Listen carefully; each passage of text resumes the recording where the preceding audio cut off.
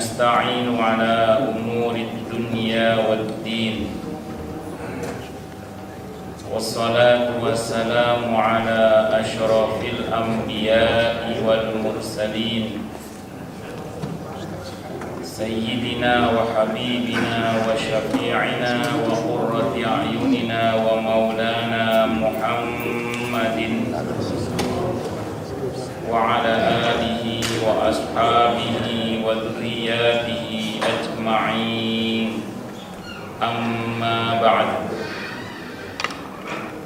أشهد أن لا إله إلا الله وأشهد أن محمدا رسول الله وأفوض أمري إلى الله إن الله بصير بالعباد حسبي الله لا إله إلا هو عليه توكلت وهو رب العرش العظيم قال الله تعالى في كتابه الكريم حكاية عن نبي الله موسى عليه السلام رب اشرح لي صدري ويسر لي أمري واحلل عقدة من lisani yafqahu qawli. Para alim, para asatidz, para asatidah, para bapak dan ibu sekalian, hafizani wa hafizakumullah. Wabil khusus segenap pengurus Masjid Baitur Rahman Kemang Pratama 3 dan sekitarnya, yang semoga pengurusnya dan jamaahnya selalu dalam naungan rahmat, barokah, perlindungan serta bimbingan Allah Subhanahu wa taala. Amin. Pertama-tama marilah kita haturkan puja dan puji syukur kita kehadirat Allah Subhanahu wa taala dengan berucap alhamdulillah. Mudah-mudahan dengan hamdalah ini nikmat dari Allah untuk kita ditambah, karena Allah telah berjanji dalam Al-Qur'an di surah Ibrahim ayat 7, A'udzubillahi samii'il 'aliim minasyaitonir rajim wa idz ta'adzana rabbukum la in syakartum la azidannakum wa la in kafartum inna 'adzabi lasyadid. Jadi kalau kita bersyukur, sungguh nikmat dari Allah untuk kita ditambah. Dan kalau kita kufur, kita diingatkan oleh Allah akan siksanya yang sangat pedih. Ini janji Allah, dan janji Allah dalam Al-Quran itu la raiba fih, tidak ada keraguan di dalamnya. Di antara tafsir la raiba fih adalah siapapun yang mengamalkan isi Al-Quran dengan keimanan dan keyakinan, maka Allah akan tunjukkan kebenaran Al-Quran itu kepadanya hingga tiada lagi keraguan dalam hatinya. Salawat dan salam semoga tercurah limpahkan ke junjungan kita Nabi besar Muhammad sallallahu alaihi wasallam. Semoga kita semua diampuni sebagai umat beliau. Amin Allahumma amin. Nama dan sifat Allah yang insya Allah akan kita bahas pada subuh kali ini adalah nama dan sifat Allah Al-Qahhar. Al-Qahhar secara umum diterjemahkan dengan yang maha perkasa, ada juga yang menerjemahkan dengan yang maha memaksa. Kata Al-Qahhar ini terambil dari akar kata qahara atau qahrun, yang dari segi bahasa berarti menjinakkan atau menundukkan. Jadi Allah sebagai Al-Qahhar adalah zat yang maha menjinakkan atau menundukkan. Kalau kita terjemahkan dari secara arti bahasa, qahrun yang berarti menjinakkan atau menundukkan tadi. Maka sesungguhnya kalau kita ini bermasalah dengan makhluk, kalau kita sibuk menghadapinya sendiri tanpa melibatkan Allah Subhanahu wa taala, itu capek. Jadi dalam menghadapi makhluk, kita itu harus melibatkan penciptanya. Siapa? Allah. Karena yang berkuasa menaklukkan makhluk itu hakikatnya ya hanya Allah Subhanahu wa ta'ala. Maka Abu Lais As-Samarqandi rahimahullah rahmatan wasi'atan dalam kitabnya Tambihul Ghafilin itu mengutip sebuah hadis qudsi.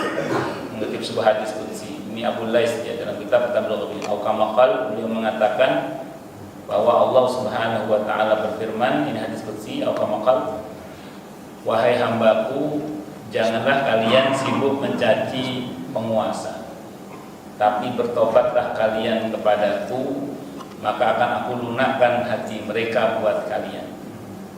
Jadi kalau kita punya masalah dengan siapapun, entah itu dengan istri atau dengan orang tuanya istri atau dengan tetangganya istri atau ya pokoknya serba istri lah, punya masalah misalnya, maka jangan cuma sibuk berhadapan langsung dengan mereka, tapi libatkan Allah dalam menghadapi mereka.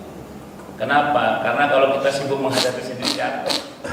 Tapi kalau kita melibatkan Allah dalam menghadapi semuanya, maka Allah lah yang menjinakkan segala-galanya.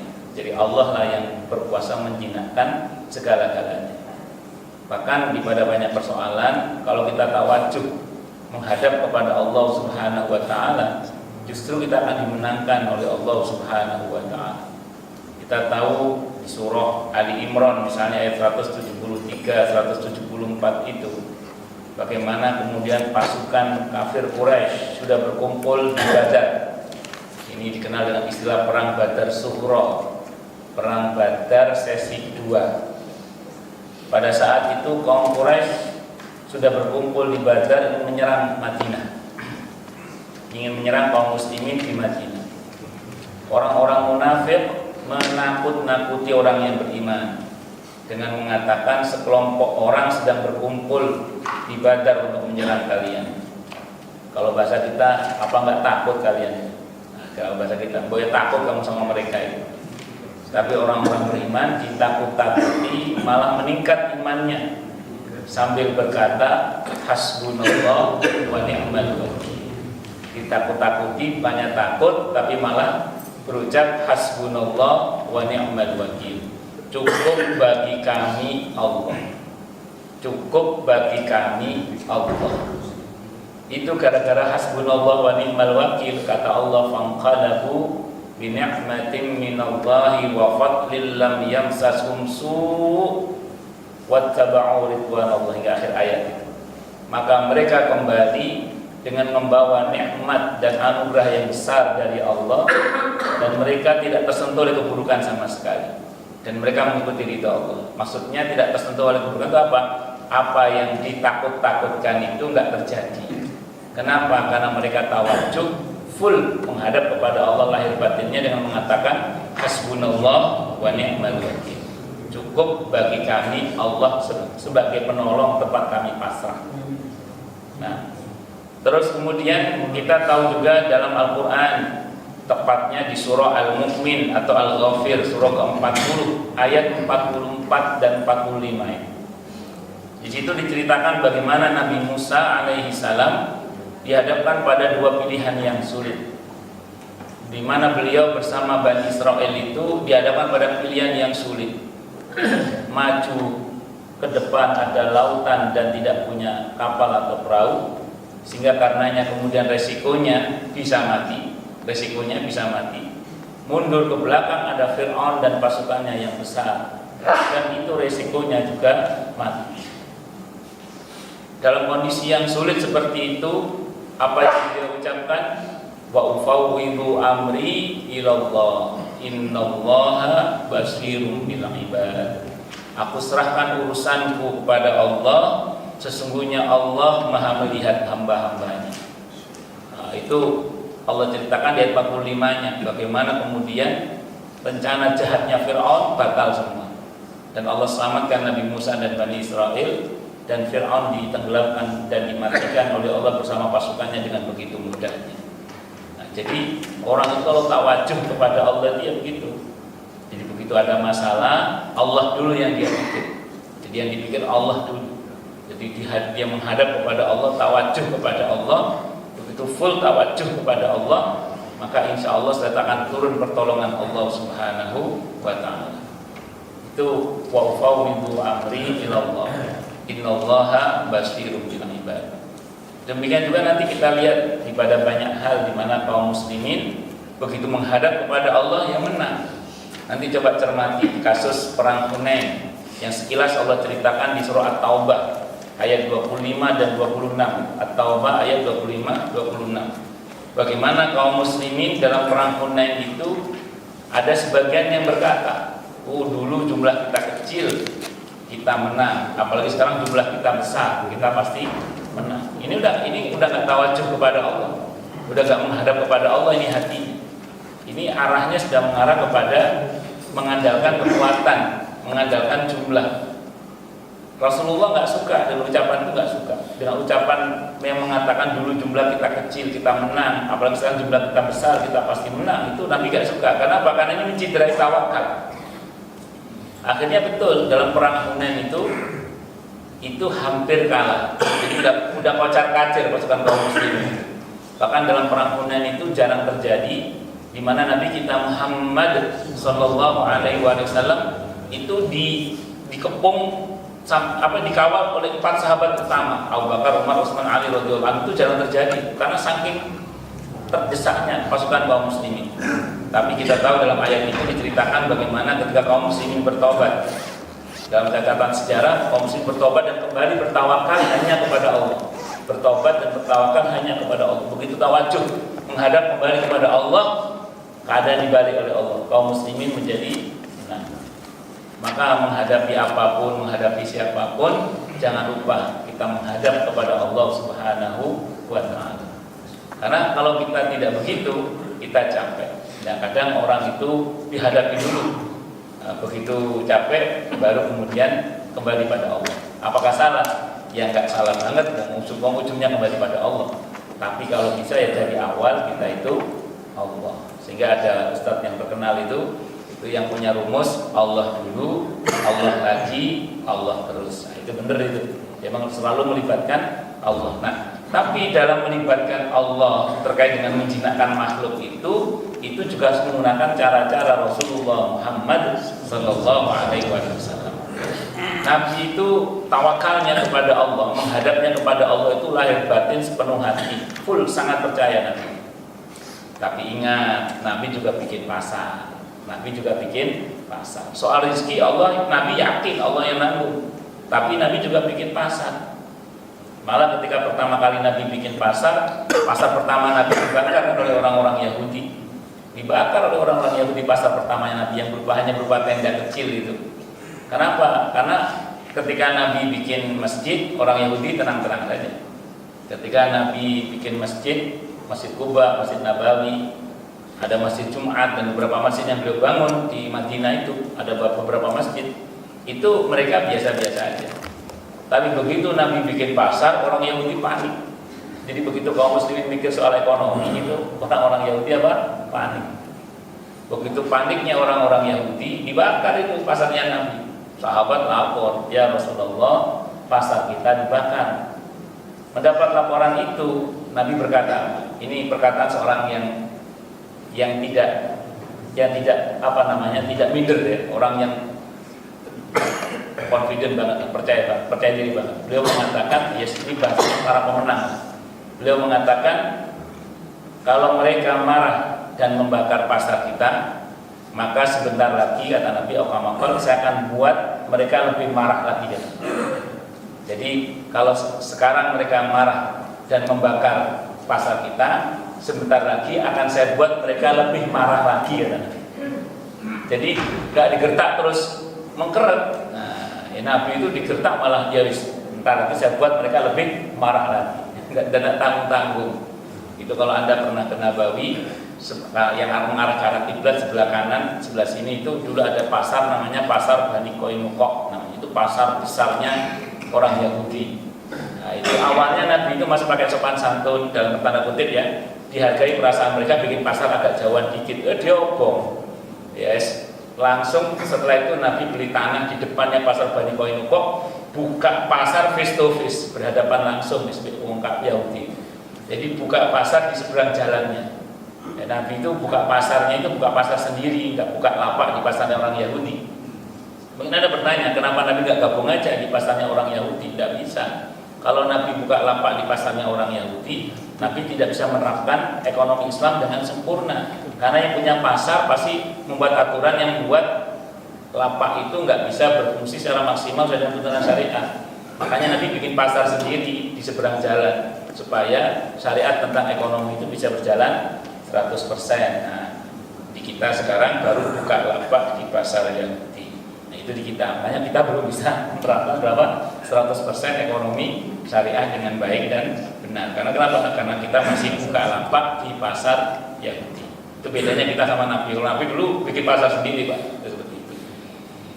Allahu Akbar. Lanjut ya. Nah, itu jadi Nabi itu sangat percaya bahwa menang kalah itu Allah yang menentukan. Tapi strategi perang tetap dibicarakan, pedang tetap diasah, baju besi tetap dipakai. Nah, jadi Nabi itu tetap strategi perang dibicarakan, baju besi tetap dipakai, pedang tetap diasah. Kalkulasi pasukan, bagaimana strateginya supaya menang itu tetap dibicarakan. Walaupun beliau yakin menang kalah semuanya Allah yang ngatur. Itu seperti itu. Nabi itu sangat yakin yang menentukan mati hidupnya seseorang itu Allah, dia sangat yakin. Tapi Nabi yang berbekam, beliau yang minum habatus sauda, beliau yang minum madu, beliau yang berobat gitu maksudnya kalau sakit. Artinya proses-proses muamalah itu tetap harus dijalani. Jadi nggak boleh dengan dalih misalnya udah tawajuh sama Allah saja Allah terus nggak berusaha. Itu namanya Jabariyah. Kalau Jabariyah ya salah, dalam pandangan sama salah. Jabariyah itu gini Pak, Jabariyah itu ya sakit biarin aja lah, terus gak ada upaya untuk berobat. Miskin ya miskin biarin aja lah, gak takdir biarin aja lah miskin. Terus gak ada usaha. Jadi orang kalau gak ada usaha itu berarti Jabariyah. Itu Nabi tidak mencontohkan. Yang Nabi contohkan adalah beliau sangat yakin dengan takdir Allah, tapi beliau juga orang yang sangat kuat dalam usahanya. Itu beliau Nabi kita Muhammad sallallahu alaihi wasallam. Sebaliknya dari Jabariyah itu namanya Mu'tazilah. Nah, kalau Mu'tazilah itu sangat yakin dengan usahanya, saking yakinnya sampai nggak percaya sama takdir lah. Itu kebablasan juga itu. Jadi kalau Mu'tazilah sebaliknya Jabariyah. Kalau Jabariyah sangat yakin dengan takdir, terus nggak mau usaha. Nah, kalau Mu'tazilah sebaliknya sangat yakin dengan usahanya sampai tidak percaya kepada takdir. Maka kalau Anda baca dalam pemikiran Islam tentang Mu'tazilah itu rukun imannya cuma 5. Yang keenam percaya sama takdir itu tidak ada. Jadi percaya sama takdir dihapus, itu Mu'tazilah. Nah, makanya orang Mu'tazilah itu sangat percaya dengan usahanya sampai mengabaikan takdir. Mereka berpikir bahwa yang menentukan segala-galanya itu kita dan bukan Allah Subhanahu wa ta'ala. Tapi kalau ahlu sunnah lain, ahlu sunnah mengatakan kita wajib berusaha, yang menentukan adalah Allah. Karena di dalam kitab Riyadhus Shalihin ada sahabat yang nanya, ya Rasulullah, kalau semua sudah Allah takdirkan, buat apa kita berusaha? Kata Nabi, berusahalah, karena Allah akan mudahkan untuk apa seseorang itu diciptakan. Kata Allah alaikum sa'ya fas'au, Allah wajibkan kalian berusaha, maka berusahalah, itu perintahnya. Memang kalau kita bicara soal rezeki misalnya gitu ya, tanpa usaha seseorang itu kalau menjata rezekinya akan sampai. Makanya Hasan Al-Basri rahimahullah mengatakan, saya itu gak pernah resah tentang rezeki saya, karena yang menjadi hak saya akan sampai kepada saya. Saya tidak akan resah dengan rezeki saya, karena apa yang di pekerjaan saya tidak akan dikerjakan oleh orang lain, kata beliau. Dan dalam sebuah riwayat yang sahih disebutkan, rezeki itu seperti ajal, kemanapun kita lari kita akan terkejar. Tapi masalahnya kalau kita ini mual, konteksnya mualis, tidak mau kerja, mualis tidak mau bekerja. Memang rezeki itu sampai juga kepada kita sampai, tapi sampainya dengan cara yang tidak terhormat. Jadi sampainya dengan cara yang tidak terhormat.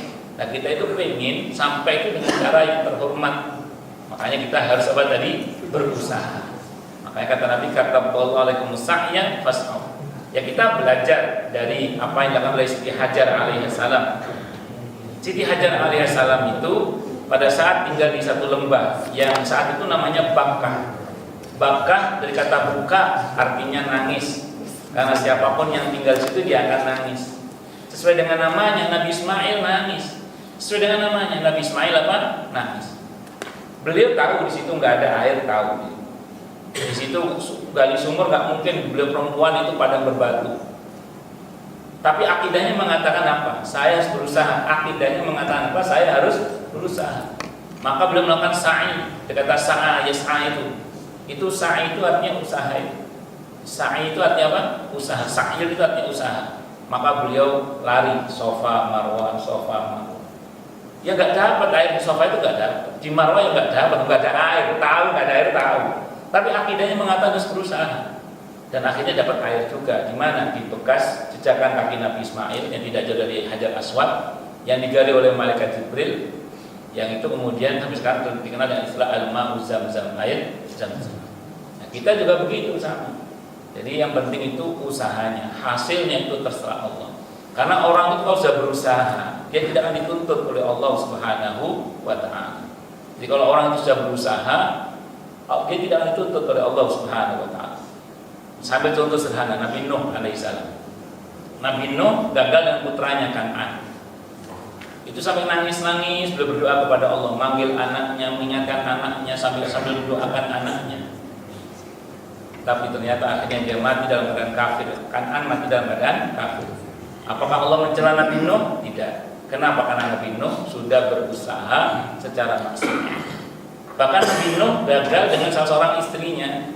Nabi Lut juga gagal dengan salah seorang istrinya, yang dikatakan dua istri Nabi Nuh dan Nabi Lut ini adalah dua istri yang dibawa pengasuhan dua hamba kami yang saleh.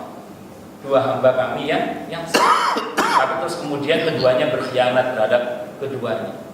Jadi Nabi Nuh nggak tanggung-tanggung, putranya Kan'an beliau dalam tanda kutip dia gagal. Yang kedua sama istrinya gagal. Istrinya Nabi Nuh sudah tahu namanya ya, bunuh namanya Nabi Nuh. Terus kemudian Nabi Lut ya bunuh. Nah itu akhirnya apa yang terjadi? Yang terjadi Allah tidak pernah mencela Nabi Lut. Allah tidak pernah mencela Nabi Nuh alaihissalam. Kenapa? Karena beliau sudah berusaha. Tapi kalau tidak pernah berusaha dengan anaknya, tidak pernah berusaha dengan istrinya, ada tuntutannya nanti. Allah menuntut dia. Allah gambarkan dalam Al-Quran di surah Al-Ahzab. Al-Ahzab surah ke-33 ayat 66, 67, 68. A'udzubillahi samii'il 'aliim minasyaitonir rajiim. Yauma tuqallabu wujuhuhum finnar. Pada hari di mana wajah-wajah mereka dibolak-balikkan dalam api neraka. Yaquluna, mereka berkata, ya laitana, aduh, ata'na Allah wa ata'na Rasulah. Andaikan aku taat kepada Allah dan Rasulnya, tentu aku tidak masuk neraka begini. Wa qalu, dan mereka berkata, Rabbana, wahai Tuhan kami, inna, sesungguhnya kami masuk neraka ini gara-gara ata'na sadatana wa kubara'ana fa'adalluna sabila. Gara-gara kami mentaati pemimpin kami dan orang-orang besar di antara kami, maka mereka menyesatkan jalan kami. Pemimpin dalam arti luas siapa? Kedua orang tuanya. Bagi istri siapa? Suaminya. Apa tuntutan mereka tadi? Karena mereka merasa disesatkan oleh orang tuanya, oleh suaminya. Disesatkan dalam arti memang disesatkan, diajarkan sesuatu yang nggak benar, disuruh yang nggak benar, atau dibiarkan mereka tersesat. Disesat, memang betul disesatkan atau dibiarkan tersesat. Apa tuntutan mereka? Rabbana atihim dhi'faini minal adzabi wal anhum la'nan katsira. Wahai Tuhan kami, berikanlah kepada pemimpin kami itu, termasuk kalau anak ya orang tuanya, kalau istri ya suaminya, yang membiarkan istrinya tersesat tadi itu, atau yang membiarkan anaknya tersesat itu, 2 kali lipat siksa yang kami rasakan. Dan laknatlah mereka dengan laknat yang besar. Laknatlah mereka dengan laknat yang besar. Jadi ini yang tuntutan anak yang harusnya orang tua masuk surga nggak jadi ya gara-gara anaknya nuntut. Termasuk juga suami nggak jadi masuk surga gara-gara istrinya nuntut. Nah ini kalau si suami nggak ada usaha atau si orang tua nggak ada usaha. Tapi kalau orang tua sudah berusaha, sudah saya doakan Ustaz, sudah saya ingetin, sudah saya nasihati, bahkan sekali waktu saya hukum misalnya, tapi memang dasar ini dua blek misalnya gitu ya.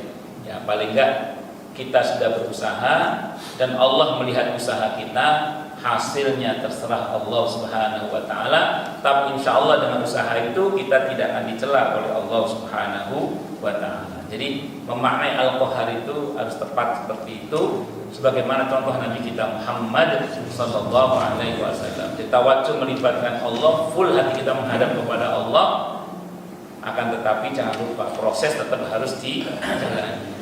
Makanya kalau kita bicara tentang beberapa konselingan jamaah terkait dengan suami istri misalnya, terutama pengantin lawas ya, pengantin lawas itu yang ada konsultasi dengan saya terkait dengan masalah rumah tangga, itu diantara hal pertama yang saya tanyakan biasanya adalah Anda dulu nikah niatnya karena apa? Jadi Anda dulu niatnya nikah karena apa? Nah, itu kadang macam-macam jawabannya. Ada yang karena kumisnya, ada yang karena rayuan gombalnya itu ada. Jadi ada itu ibu-ibu itu Kemang Pratama sebelah sana dua Kemang 3 itu suaminya itu marketing, jadi pinter ngomong. Rupanya kena gombali sama suami ya, ada yang kadang-kadang anak rayuan gombal suaminya. Nah, terus kemudian ada yang tertarik gara-gara suaminya itu nikahnya gara-gara suaminya itu penyiar radio di Jogja. Jadi kalau nyiarin radio itu kan dulu kan nggak kelihatan orangnya kan, gagah sekali suaranya. Begitu diparahi ternyata kecil orangnya. Samperin ternyata orang kecil. Ya sudah terlanjur nikah sekarang. Nah, berbagai macam cerita motivasi mereka menikah, saya sampaikan ya udah, salah niat itu ditaubati. Salah niat itu ditaubati. Sependek yang saya ketahui, ini sependek yang saya ketahui. Asal suami istri taubat, mentobati salah niat itu. Karena harusnya nikah itu kan karena Allah. Harusnya nikah itu apa? Karena Allah. Qul inna sholati wa nusuki wa mahyaya wa mamati lillahi rabbil alamin. Katakanlah wahai Nabi, sesungguhnya sholatku, ibadahku, hidup dan matiku seluruhnya itu semata-mata hanya karena Allah Rabbul alamin. Nah, itu begitu ditata niat, yang asal kompak, yang suami istri kompak nih. Nata niat, taubat, nata niat, menikah, melanjutkan pernikahan itu karena Allah. Sependek yang saya ketahui, satu persatu persoalan hidup mereka diurai oleh Allah. Satu persatu persoalan hidup mereka diurai oleh Allah Subhanahu wa ta'ala. Kalau udah terlanjur cerai bagaimana Ustaz? Ya rujuk, tapi dengan komitmen bahwa menikah lagi itu harus karena Allah. Kalau tidak ada komitmen karena Allah, jangan coba-coba lanjut. Kenapa? Karena khawatirnya nanti malah tambah berantakan. Karena yang si kata itu di pertama itu komitmen karena Allah, membangun komitmen apa karena Allah. Ini benar, asal kompak suami istri membangun komitmen karena Allah melanjutkan pernikahan itu, insya Allah satu persatu persoalan hidupnya diurai oleh Allah Subhanahu wa ta'ala. Ada yang nanya ke saya, Ustaz, apa cukup hanya dengan taubat dan menata niat? Apa cukup hanya dengan taubat dan menata niat? Saya jawab gak cukup, tapi diawali. Nggak cukup, tapi diawali dengan taubat dan menata niat. Ya sama tadi, kalau kita ada masalah, jebret misalnya, udah tawajuh kepada Allah, mohon pada Allah, tawakal kepada Allah. Apa cukup dengan semua itu? Nggak cukup. Tetap kita harus berproses, sebagaimana ketentuan ilmu Allah Subhanahu wa ta'ala. Ya sekali waktu ada yang cukup sekali waktu, tapi pada umumnya tetap berproses. Dan Nabi Musa begitu berdoa pada Allah, ada pertolongan Allah, tetap berproses nyebrang lautan juga. Itu seperti itu. Jadi semuanya itu seperti itu dalam ajaran Nabi kita Muhammad sallallahu alaihi wasallam. Dalam Al-Qur'an kata Al-Qahhar itu terulang 6 kali. Semuanya menunjuk pada sifat Allah dan kesemuanya dirangkai dengan kata Al-Wahid, Al-Wahidul Qahhar. Kalau ingin tahu 6 kali itu di mana, itu Anda mesti punya indeks Quran. Kalau saya di rumah punya, tapi bukan program komputer ya. Dulu saya punya di komunikator saya dulu tuh, komunikator udah besar sekarang. Nah, tapi saya punya Quran yang itu ada indeksnya, indeks Quran itu. Kalau Anda punya program indeks Quran ya bagus. Itu 6 kali itu ada di situ nanti, karena tidak semua saya sebutkan di sini. Dalam Al-Quran kata Al-Qahhar itu terulang 6 kali. Semuanya menunjuk pada sifat Allah dan kesemuanya dirangkai dengan kata Al-Wahid, Al-Wahidul Qahhar. Ini mengisyaratkan bahwa Allah sendiri yang memiliki sifat ini. Dan Allah juga Al-Qadir, Al-Qahir, yaitu kata yang seakar dengan kata Al-Qahar. Al-Qahir ada, Al-Qahar juga ada, semakna itu. Dalam Al-Quran kata Al-Qahir disebut 2 kali dan semuanya menunjuk kepada sifat Allah Subhanahu wa Ta'ala. Jadi semua yang terkait dengan Al-Qahir maupun Al-Qahar itu menunjuk kepada Allah. Ada beberapa sifat Allah yang disandangkan kepada manusia oleh Allah, seperti Rauf Rahim untuk Nabi kita Muhammad sallallahu alaihi wasallam. At-Taubah ayat 128 itu. Laqad ja'akum rasulun min anfusikum azizun 'alaihi ma 'anittum harisun 'alaikum bil mu'minina raufur rahim. Itu Rauf Rahim itu sifat Allah, cuma disandangkan kepada Nabi kita Muhammad sallallahu alaihi wasallam. Ada sifat Halim, itu disandangkan oleh Allah kepada Nabi Ismail alaihissalam, sifat Halim. Terus kepada Nabi Ibrahim juga Halim, Allah sandangkan sifat Halim. Halim itu santun ya, yang maha lembut, maha santun. Itu Allah sandangkan kepada hambanya. Terus ada sifat Alim. Alim itu Allah sandangkan kepada Nabi Ishaq. Nabi Ishaq itu disifati dengan sifat Alim. Jadi kalau Nabi Ismail bi ghulamin halim, kalau Nabi Ishaq bi ghulamin alim gitu. Jadi itu sifat Allah tapi disandangkan kepada para nabinya. Terus ada juga azim, itu disandangkan kepada akhlaknya Nabi. Wa innaka la'ala khuluqin azim misalnya. Itu sifat Allah tapi disandangkan kepada makhluknya ya. Namun untuk Al-Qahar ini dalam Al-Qur'an seluruhnya menunjuk kepada sifat Allah. Seluruhnya menunjuk kepada apa? Sifat Allah. Karena sesungguhnya yang berkuasa menjinakkan hamba-hambanya itu sesungguhnya ya hanya Allah Subhanahu wa Ta'ala. Tapi itu pawang-pawang itu ya bisa Ustaz menjinakkan binatang dengan latihan-latihan tertentu. Ya kalau dalam keyakinan kita sesungguhnya jinaknya binatang itu ya karena Allah. Itu dalam keyakinan kita. Ya tadi kembali pada proses. Yang bisa menjinakkan rezeki kita itu ya Allah. Kan ada model uang itu yang uang itu nggak jinak sama dia. Jadi ada masuk keluar, kadang keluar nggak masuk kan ada yang model begitu. Nah, supaya uang itu jinak masuk ke dia ya komunikasi sama Allah kan seperti itu. Nah singkat kata singkat cerita, maksud saya gini, dalam menjinakkan uang itu tetap berproses, ya, tetap berusaha. Ya Pak Tur ya tetap dengan enggak ada, dengan warung sate Tegalnya itu misalnya ya Anda tetap masuk ke kantor Anda misalnya, yang mengajar ya tetap mengajar, itu proses namanya untuk apa menjinakkan. Tapi hakikatnya yang berkuasa menjinakkan ya cuman Allah Subhanahu wa Ta'ala. Itu sesungguhnya Allah. Jadi Al-Qahar semua menuju kepada sifat Allah. Karena hakikatnya yang berkuasa menjinakkan ya hanya Allah Subhanahu wa Ta'ala.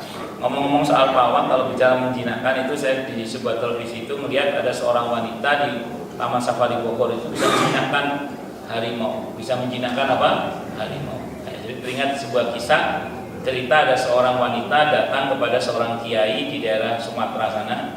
Dia bilang, Tengku ya, dia bilang, Tengku ajari saya sebuah doa yang sekiranya dengan doa itu saya bisa menaklukkan suami saya. Wah, ini doa untuk menaklukkan suami. Kata istrinya, kata Tengku itu bisa. Tapi ada syaratnya kata Tengku itu. Apa syaratnya Tengku? Kamu bawa ke sini 5 helai kumis harimau Sumatera. Jadi harus kamu bawa ke sini 5 helai kumis harimau Sumatera. Akhirnya sebulan kemudian ibu ini datang, Ini cerita dari Tengku Zulkarnain cerita. Jadi datang ini, orang ini cerita. Jadi begitu datang kepada si Tengku ini, ditunjukkanlah ini ada 5 helai kumis harimau Sumatera. Wahai Tengku, apa doanya supaya suami saya takluk kepada saya? Kata Tengku tadi sambil pegang kumis singa ini, gimana ceritanya ini kok bisa dapat kumis harimau Sumatera 5 ini gimana ceritanya? Begini Tengku dengan semangat itu cerita. Begitu Tengku bilang cari kumis harimau Sumatera itu, hari itu saya cari bangkai ayam. Saya tusuk pakai galah yang panjang, saya cari kerumunan harimau, saya kasih makan ke harimau dari jarak yang dengan galah yang panjang itu. Seminggu kemudian saya potong itu galak, lebih dekat saya. Kemudian saya potong sampai kemudian pada sebulan persis saya bisa menyentuh harimau itu, saya elus harimau itu. Pada saat saya sudah akrab dengan mereka, saya potong itu kumisnya pakai gunting saya. Kata tengkunya sambil ngomong, harimau saja bisa takluk, masa suaminya enggak? Kadang wanita itu kurang telaten menaklukkan suaminya. Ini selingan saja. Tapi masih bab menaklukkan ya, menjinakkan dan menaklukkan itu seperti itu. Al-Qahhar, ini Al-Qahhar. Al-Qahhar diartikan oleh para ulama dengan dia yang menundukkan dan menjinakkan hamba-hambanya dengan kematian dan penghinaan serta kantuk dan tidur. Itu sebagai para ulama. Jadi Al-Qahhar adalah zat yang menundukkan dan menjinakkan hamba-hambanya. Pertama dengan kematian. Orang nggak bisa negosiasi kematian. Setiap orang pasti mati. Setiap orang apa pasti mati. Dan kalau sudah waktunya ajalnya datang, nggak bisa negosiasi untuk dimajukan ataupun dimundurkan walaupun cuma sesaat. Al-A'raf ayat 34. Wa likulli ummatin ajal. Fa idza jaa ajaluhum la yastakhiruna sa'atan wa la yastaqdimun. Jadi kalau sudah datang ajalnya, nggak bisa dinegosiasikan untuk dimajukan ataupun dimundurkan walaupun cuma sesaat, nggak bisa. Kalau udah ajalnya. Makanya Allah ceritakan di surah Al-Munafiqun. Di surah Al-Munafiqun ayat 10. Ayat 10 itu kan orang munafik yang mau mati.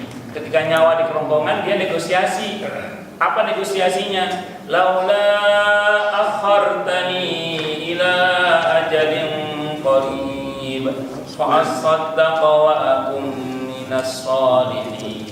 Ya Allah, boya kematian saya sudah sebentar saja. Saya mau sedekah dan mau menjadi hambamu yang soleh.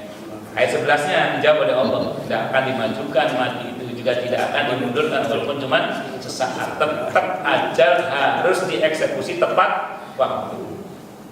Makanya kalau mau menyesal sekarang, mumpung masih hidup, karena kalau sudah mati menyesal itu betul-betul penyesalan.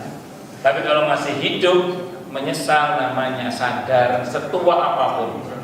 Jadi kalau mau menyesal apa? Sekarang mumpung masih hidup. Karena kalau sudah mati menyesal itu betul-betul penyesalan. Ya, baik kita teruskan. Terus tadi dikatakan manusia bisa dijinakan oleh Allah dengan penghinaan. Kalau kita perhatikan surah Ali Imran ayat 140 itu, Allah katakan wa tilkal ayyamu nudawiluha bainan nas. Dan itulah hari-hari di mana kejayaan dan kejatuhan itu dipergilirkan oleh Allah Subhanahu wa taala. Jadi kalau misalnya mohon maaf hari ini kita kuat, berarti ada waktunya di mana kita lemah, di mana kemudian kita berjaya, ada waktunya di mana kita jatuh. Di pada semua posisi itu kan sunatullah sebenarnya, sunatullah. Sebenarnya di semua posisi itu tidak ada masalah sebenarnya, asal kita dekat dengan pertolongan Allah. Satu. Di pada semua perputaran roda takdir kehidupan di dunia ini yang naik turun tadi itu sebenarnya kita nggak usah khawatir, asal satu ingat apa tadi, kita dekat dengan pertolongan Allah. Itu pertama. Yang kedua, dalam kacamata roda kehidupan dunia kita boleh naik turun, tapi dalam pandangan Allah kalau bisa tetap tinggi. Sehingga walaupun di pada posisi rendah di kehidupan dunia itu kita tetap tinggi nilainya. Karena apa? Karena kita tinggi dalam pandangan Allah Subhanahu wa taala. Itu yang terpenting sebenarnya. Dan kalau kemudian rendah di hadapan Allah di dunia juga rendah, udah habis-habisan itu. Dan sistem sunnatullah ini nggak bisa ditawar, nggak bisa ditawar. Saya mohon maaf, ya saya berani ngomong karena nggak jauh dari tempat saya tinggal. Itu ada satu usaha yang sangat, boleh kata saat itu dia sangat berjaya sekali dengan usahanya, berjaya sekali dengan usahanya. Usaha apa namanya itu? Mobil itu apa? Rental. Wow, terus pokoknya sampai orang tuanya itu cerita sama istri saya itu tentang anaknya yang penghasilannya per bulan itu bisa sampai miliaran, bahkan sampai dia keluar dari perusahaannya karena wis fokus ngurus bisnis. Kalau Allah berkehendak gak ada yang sulit. Muncul yang online itu. Bawa gulung tikar. Iya gulung tikar. Betul gulung tikar. Sampai rumahnya sekarang dijual pindah ke daerah iya. Iya betul gulung tikar itu. Iya mas. Ya maksudnya gini maksud saya. Kalau Allah berkehendak itu nggak ada yang dulu nggak kebayang itu. Allah Akbar. Kita tahu ya dulu bagaimana PT Pos itu sangat berjaya sekali. Karena kita tahu PT Pos itu kantor pos itu sampai pelosok-pelosok Indonesia, paling pelosok itu ada, saking berjaya. Sekarang alhamdulillah saya ketolong lah, cuman sempat terpuruk juga gitu maksud saya itu. Kalau Allah berkehendak itu ya gak ada yang sulit itu maksud saya. Gak ada yang sulit. Makanya mohon maaf nih, pada posisi di mana saat ini mungkin ya sebagian kita berada di atas itu ya sangat mudah kita untuk jatuh itu mudah. Itu seperti itu. Dan silakan nanti Anda pikir sendiri lah gitu ya. Pokoknya watil kal ayyamu mudawiluha. Kalau Allah berkehendak ini nggak ada yang sulit. Tahun 2000 awal 9 bulan akhir lah ya. Ada seorang profesor di Jogja. Itu hampir setiap bulan terbitkan buku itu. Hampir setiap bulan. Saking produktifnya beliau. Suatu saat kalau bahasanya anak mahasiswa saat itu saraf belakangnya itu kepelintir. Ya udah, jangankan sama bukunya, bahkan sama anak istrinya pun dia lupa.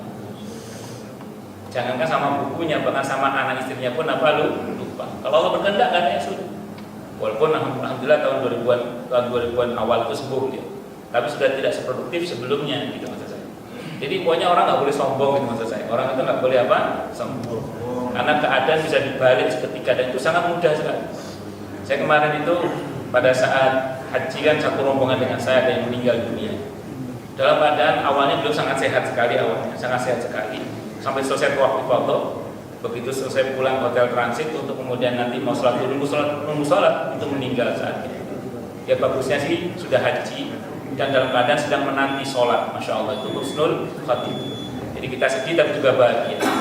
Tapi terus pas mabit di Mina, ada ibu-ibu dalam keadaan yang masih sangat sehat, tiba-tiba mengalami keadaan di mana dia harus segera dibawa ke rumah sakit karena tiba-tiba mengalami keadaan yang sangat buruk untuk kesehatannya.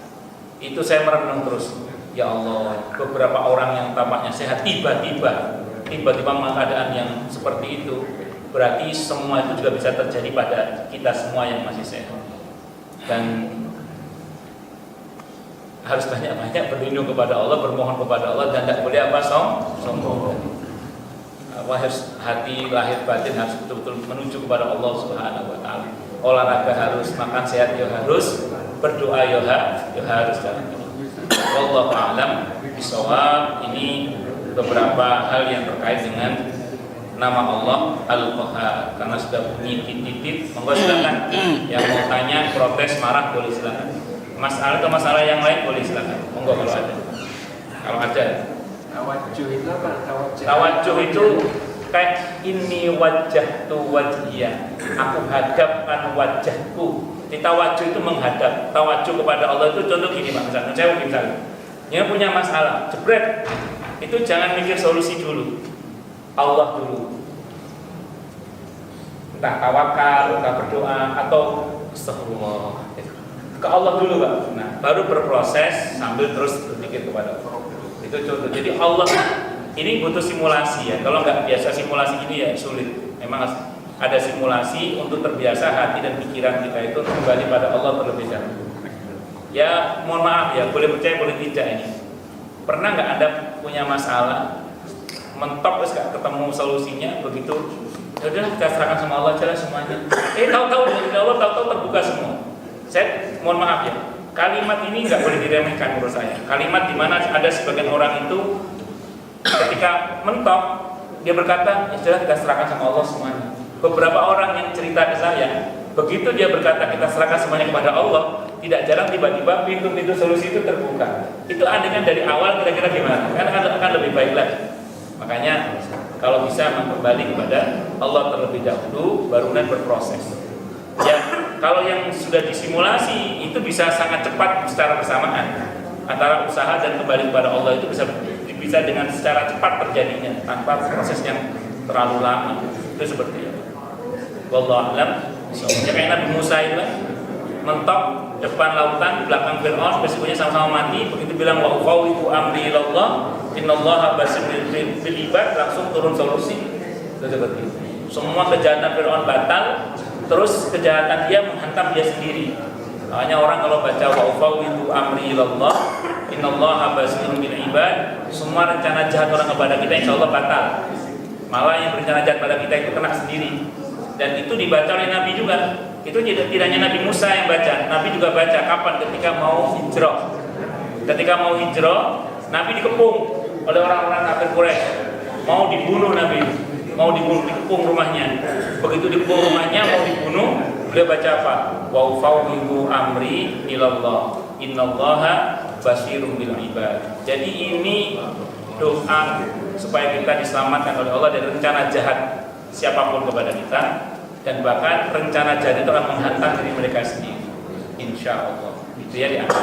Itu doanya Nabi Musa, dan Nabi juga membacanya saat mau hijrah ketika dikepung rumah beliau. Wallahu a'lam bishawab. Itu Pak. Monggo yang lain silakan kalau ada. Tawajjaha ya tawajjahu gitu ya. Tawajjuhan nggih. Nggih. Saat ini ada mana usaha, apakah ada tuntunan kapan usaha itu sudah dianggap cukup menurut orang tertentu? Yang kedua Ustaz, kadang-kadang kita berdoa ini punya waktu sore malam ya, apa kita doa itu sudah kita cukup dan tinggal tawakalnya. Baik. Wallahu a'lam bishawab. Selama Bapak merasa belum cukup, teruskan usaha itu. Jadi kalau ditanya sampai kapan batas usaha itu dipandang cukup, sampai Bapak merasa cukup. Kalau Bapak merasa belum cukup, teruskan. Artinya gini, ada di mana titik-titik celah di mana kita masih bisa melakukan, itu lakukan terus. Ini contoh. Ada seorang ustadz di Bandung itu, saya nggak sebut nama ustadznya, takut Anda kenal. Nah, itu ada ustadz itu. Nah, ini cerita beliau soalnya, ada ustadz di Bandung, ibunya sakit, dibawa ke rumah sakit. Semua dokter mengatakan angkat tangan, nggak bisa. Semua dokter. Terus ada satu dokter ngomong, sebenarnya bisa, cuman kemungkinannya tipis, kata dokter itu. Kata ustadz, yang tipis itu, kata ustadz, yang tipis itu, katanya, yang tipis itu. Artinya semaksimal mungkin dia melakukan. Adapun ternyata misalnya ibunya meninggal dunia, ya sudah, yang penting beliau sudah berusaha berbakti pada ibunya karena tiba-tiba ada dokter yang ngomong itu, bisa sih tapi tipis sekali. Nah, yang tipis itu, kata Ustaz, yang tipis itu. Nah, gitu. Walaupun alhamdulillah ibunya akhirnya sembuh, alhamdulillah, masya Allah, kemudian sehat walafiat ibunya, masya Allah. Jadi singkat kata singkat cerita, selama masih ada kemungkinan kita untuk bergerak, bismillah bergerak. Orang itu mengundang saya untuk berbicara tentang tema tertentu, yang tema itu saya bukan ahlinya. Saya tolak. Kenapa? Saya bukan ahlinya. Apalagi waktunya cuma sebentar. Kecuali ada waktu untuk belajar, saya masih mau. Ini saya bukan ahlinya. Daripada ntar saya ngawur ngomongnya, mending cari yang lain yang memang itu ahlinya di bidang itu. Jadi mesti mengukur diri juga dalam masalah usaha itu. Jadi prinsip dasarnya adalah kita harus berusaha semaksimal mungkin yang bisa kita lakukan. Batas cukupnya ya selama kita masih merasa belum cukup dan masih bisa bergerak, bismillah bergerak. Sampai kapan? Sampai kita mati. Dan pokoknya istirahat bagi seorang mukmin itu adalah mati. Itu istirahat. Makanya saya mohon maaf ya, kalau ada mohon maaf di sini nggak ada tempat lain lagi. Ada beberapa orang udah pensiun misalnya, terus diajak aktif di masjid. Ayo Pak ke masjid aktif, jadi pengurus masjid. Oh enggak, saya mau istirahat, saya mau sibuk sama anak cucu saya aja. Itu saya heran, mau mati kok malah istirahatnya. Mau mati kok malah istirahat. Seharusnya kalau mau mati itu lebih giat lagi harusnya, gitu loh maksud saya. Jadi jangan terus pensiun malah istirahat gitu ya. Pensiun itu malah harus lebih giat lagi. Kenapa? Karena mau mati gitu ya. Saya kira itu. Tapi jangan terus yang muda GR. Saya masih jauh loh ya. Jangan salah, karena yang muda duluan katanya. Monggo silakan yang lain. Kalau ada, tidak ada jelas semua atau tidak jelas semua. Mengenai sadar apa kita menyebut Allah dengan Subhanahu wa Ta'ala dan apa dengan jalan Sandang apa? Gelaran-gelaran. Iya. Allah Subhanahu wa Ta'ala, Allah Azza wa Jalla. Sebenarnya sependek yang saya pahami Pak ya, patung khususnya sih nggak ada. Cuman kalau kita bicara tentang Allah yang kita pingin menunjukkan baiknya Allah, jauhnya Allah, tidak mungkinnya Allah zalim kepada hambanya. Dengan kata lain, kalau kita mau berbaik sangka kepada Allah dengan ungkapan subhan. Jadi subhanallah itu sesungguhnya adalah bagian dari upaya diri kita membersihkan hati kita dari segala bentuk macam suudzon, buruk sangka kepada Allah. Anda bertasbih subhanallah subhanallah subhanallah, makanya Anda nggak bisa benci saya. Orang benci saya nggak bisa, karena wiritan orang Islam mesti di atas subhanallah. Jadi orang zikir subhanallah itu, Pak, zikir subhanallah itu konsekuensi logisnya adalah yang bersangkutan harus meniadakan segala macam bentuk buruk sangka, Pak, kepada Allah. Jadi kalau Anda ingin menegaskan Allah yang maha baik, Allah yang maha tidak mungkin berbuat zalim kepada hamba-hambanya, itu adalah kita mengatakan Allah subhanahu wa ta'ala. Tapi kalau azza wa jalla itu terkait dengan keperkasaan Allah, Pak, maha kuasanya Allah. Allah azza wa jalla, biasanya kita ingin menunjukkan maha agungnya Allah, maha perkasanya Allah, maha mulianya Allah. Itu kalau di segi bahasa, Pak. Tapi pakemnya sih nggak ada yang saya tahu. Pakemnya nggak ada. Wallahu a'lam bishawab. Silakan yang lain. Jelas semua ya? Atau ngomong Pak? Pak Abdul Ghani. Assalamualaikum warahmatullahi wabarakatuh.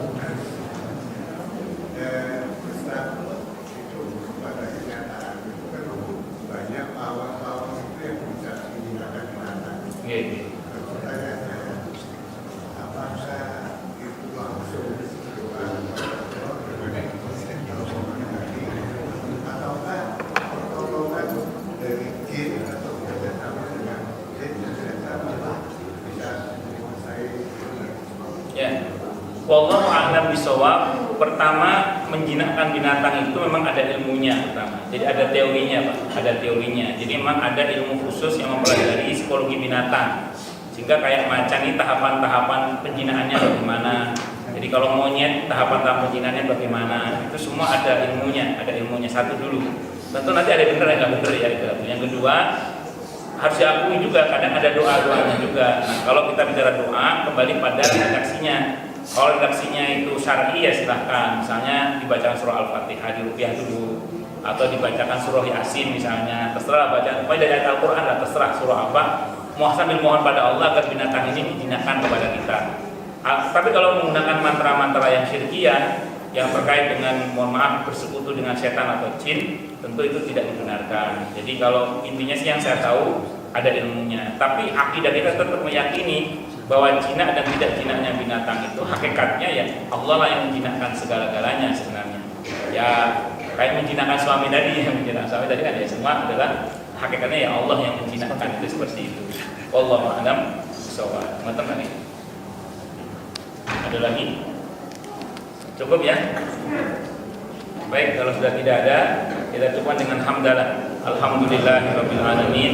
Semoga kajian kita bisa bermanfaat, mubarakah di dini wa dunya wal akhirah untuk kita, keluarga kita dan seluruh umat Islam semuanya, dan mudah-mudahan kita semua dijadikan oleh Allah sebagai orang-orang yang sukses dunia akhirat, selamat dunia akhirat, bahagia dunia akhirat, dan dipermudah setiap urusan kita oleh Allah di dini wa dunya wal akhirah.